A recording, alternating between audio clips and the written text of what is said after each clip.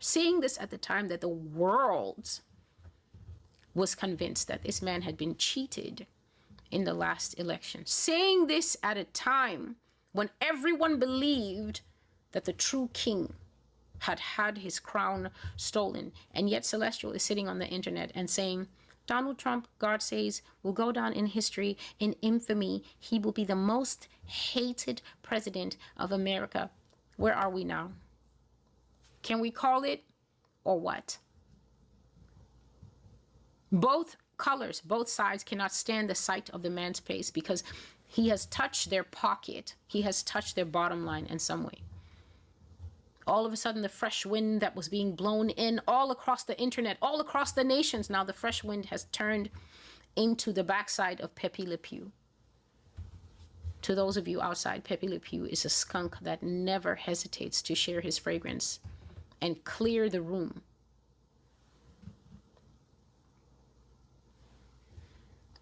God says that the people coming after Trump has nothing on them. They're going to be emotional, passionate leaders. And he says what that means is that emotion and passion is how they're going to lead. They're not going to lead with patience to be able to work out the best deal for the country. They're not going to lead with temperance, which means if somebody messes up, they can say, you know what? We continue.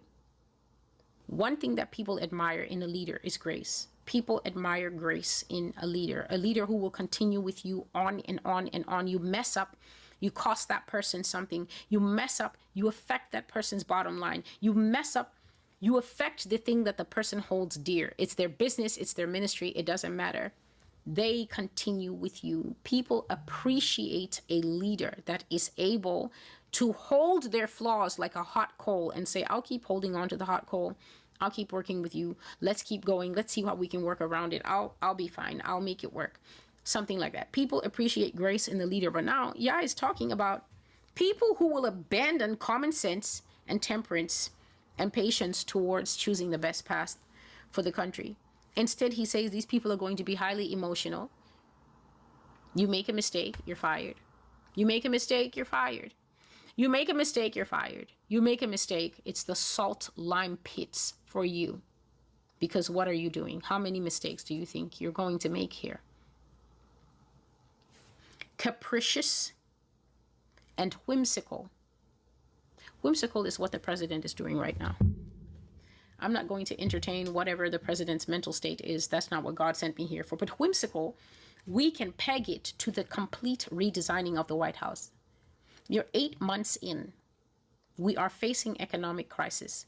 You constantly keep threatening that you're going to fire the head of the Fed. You've already fired the head of the IRS. You fired the head of Social Security. You fired everybody breathing, including your old best friend, your old new best friend, Democrat turned Republican in 3 seconds, magic trick, Elon Musk, right? So Americans don't even know which way the roller coaster ride is turning next. And then all of a sudden, you're designing the greatest ballroom in history in your 9th month of a rocky presidency. If that isn't whimsy, I don't know what is. Whimsy is when you wake up and you suddenly say, I'm going to Japan. I'm tired of America. Konnichiwa. And you just walk sideways off stage and people are like, what was that? That's whimsy. It makes no sense to anyone. And that's because it doesn't make sense to even you who said it. Whimsy, literally, I want you to think of the head of a dandelion that just breaks off in the wind and just begins to bob here and there with no rhyme or reason. Now imagine doing that with the helm of a nation with 341 souls in it, plus exchange students.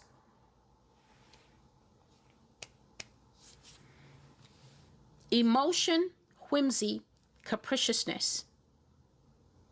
That's King Nebuchadnezzar. Tell me my dream, or I will burn each of you in your houses with your families to the ground. That's capriciousness. On the spur of a moment, on a dime, on a twist, you wake up and something new is law.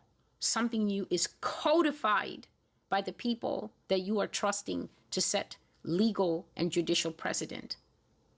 And they're now saying that on sight, brown means bad. So everything that Trump is doing is only a preview of what America can expect from future governments and their leaders. I hope you heard it. Future governments and their leaders. He's not talking about outside. Future governments and their leaders. He's talking about the next rulerships that you can expect to see within the country. Power will vest instead of sound counsel from a multitude of counselors. Where does sound counsel from a multitude of counselors come from in the United States? It's obviously talking about Congress. Obviously talking about Congress that works in an advisory role, a checks and balance role with the executive. Now it's saying instead of that setup, it's going to be one person. Power will vest solely in one person, which will limit government, right? So he has no need of counselors. He has no need of senators. He has no need of the reps. All of those things I already prophesied, and I told you that they're going to be like stuffed scarecrows. You might still see them operational, but they're just there for a rubber stamping role. They're not actually there to offer any meaningful resistance. America is bombing people and Congress is doing nothing about it. Congress was not inquired of before Iran was bombed.